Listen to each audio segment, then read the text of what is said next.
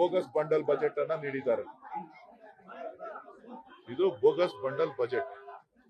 ಬಿಹಾರ ರಾಜ್ಯವನ್ನು ಮಾತ್ರ ಬಿಹಾರಕ್ಕೆ ಬಂಪರ್ ಕೊಟ್ಟು ಉಳಿದವರಿಗೆ ಕರ್ನಾಟಕದವರಿಗೆ ಬೋಗಸ್ ಬಂಡಲ್ ಬಜೆಟ್ ಅನ್ನ ನೀಡಿ ಇಡೀ ರಾಜ್ಯಕ್ಕೆ ದಕ್ಷಿಣ ಭಾರತಕ್ಕೆ ಅನ್ಯಾಯ ಮಾಡಿದ್ದಾರೆ. ಈ ಅನ್ಯಾಯವನ್ನ ಸರಿಪಡಿಸಲಿಲ್ಲ ಅಂತ ಅಂದ್ರೆ ಬಹುಶಃ ಬೇರೆ ಬೇರೆ ರೀತಿಯ ಕೂಗುಗಳು ಹೇಳ್ತಾನೆ ಇರ್ತವೆ. ಆಮೇಲೆ ತಡೆಯೋದು ಕಷ್ಟ ಆಗುತ್ತೆ. ಇವತ್ತು ಕೇಂದ್ರ ಸರ್ಕಾರ ಸುಮಾರು 50 ಲಕ್ಷ ಕೋಟಿ ರೂಪಾಯಿನ ಬಜೆಟ್ ಅನ್ನ ಮಂಡನೆ ಮಾಡಿದ್ದಾರೆ. ಮಧ್ಯಮ ವರ್ಗಕ್ಕೆ ಇನ್ಕಮ್ ಟ್ಯಾಕ್ಸ್ ನಲ್ಲಿ ಒಂದಷ್ಟು ಪರಿಹಾರವನ್ನ ಕೊಡುವಂತ ಕೆಲಸ ಮಾಡಿ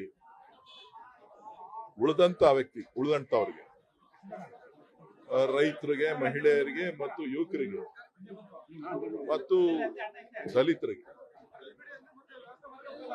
ಹೆಸರುಗಳನ್ನ ಹೇಳಿದ್ದಾರೆ. ಆದ್ರೆ ಎಲ್ಲೂ ಕೂಡ ಕಾರ್ಯಕ್ರಮಗಳನ್ನ ಯಾವುದನ್ನ ಮಾಡ್ತೀವಿ, ಯಾವ ರೀತಿಯಾಗಿ ಜನರಿಗೆ, ನೊಂದಂತ ಜನರಿಗೆ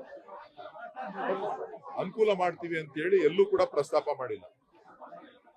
ಜೊತೆಗೆ ಕರ್ನಾಟಕ ಸುಮಾರು 5 ಲಕ್ಷ ಕೋಟಿ ರೂಪಾಯಿ ಹಣವನ್ನ ಈ ವರ್ಷ ಅವರ ಖಾತೆಗೆ ಕೊಡ್ತಾ ಇದೆ ಕೇಂದ್ರ ಸರ್ಕಾರಕ್ಕೆ. ಆ 5 ಲಕ್ಷ ಹಣ ಕೊಟ್ಟರು ಕೂಡ ಇವತ್ತು ಕರ್ನಾಟಕದ ಯಾವುದೇ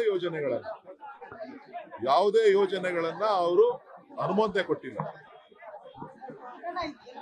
ಯಾವುದೇ ಯೋಜನೆಗಳನ್ನ ಅನುಮೋದನೆ ಕೊಟ್ಟಿಲ್ಲ ಅಂತ ಅಂದ್ಮೇಲೆ ಬಹುಶಃ ಕನ್ನಡಿಗರು ಎಚ್ಚೆತ್ತುಕೊಳ್ಬೇಕಾದಂತ ಕಾಲ ಹತ್ರ ಬಂದಿದೆ. ಇದು ರಾಜಕೀಯವಾದಂತ ಹೇಳಿಕೆ ಅಲ್ಲ. ಕನ್ನಡಿಗರು ಇದೇ ರೀತಿ ಮಲಗಿದ್ರೆ ನಮ್ಮನ್ನ ಸಂಪೂರ್ಣವಾಗಿ ಮುಗಿಸ್ತಾರೆ. ರಾಜಕೀಯವಾಗಲ್ಲ, ಅಭಿವೃದ್ಧಿ ವಿಚಾರದಲ್ಲಿ ನಾವು ಬಹಳಷ್ಟು ಹಿಂದೆ ಹೋಗ್ಬೇಕಾದಂತ ಅನಿವಾರ್ಯ ಪರಿಸ್ಥಿತಿ ಬರ್ತದೆ. ದಯವಿಟ್ಟು ಕನ್ನಡಿಗರೇ ಎದ್ದೇಳಿ.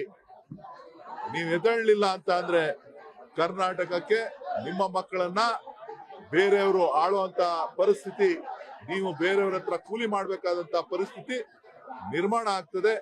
ತಕ್ಷಣ ಎದ್ದೇಳಿ ನಿಮ್ಮ ಹೋರಾಟವನ್ನ ಹೆಜ್ಜೆಯನ್ನ ಇಡಿ ಅಂತೇಳಿ ನಾನು ಕರೆಯನ್ನ ಕರ್ನಾಟಕದ ಕನ್ನಡಿಗರಿಗೆ, ಕರ್ನಾಟಕದ 6-7 ಕೋಟಿ ಕನ್ನಡಿಗರಿಗೆ ಕರೆಯನ್ನ ಕೊಡ್ತೀನಿ. ಬೋಗಸ್ ಬಂಡಲ್ ಬಜೆಟ್ ಅನ್ನ ನೀಡಿದ್ದಾರೆ. ಇದು ಬೋಗಸ್ ಬಂಡಲ್ ಬಜೆಟ್.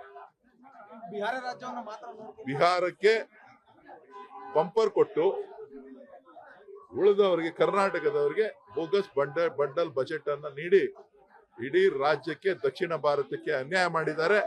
ಈ ಅನ್ಯಾಯವನ್ನ ಸರಿಪಡಿಸಲಿಲ್ಲ ಅಂತ ಅಂದ್ರೆ ಬಹುಶಃ ಬೇರೆ ಬೇರೆ ರೀತಿಯ ಕೂಗುಗಳು ಹೇಳ್ತಾನೆ ಇರ್ತವೆ.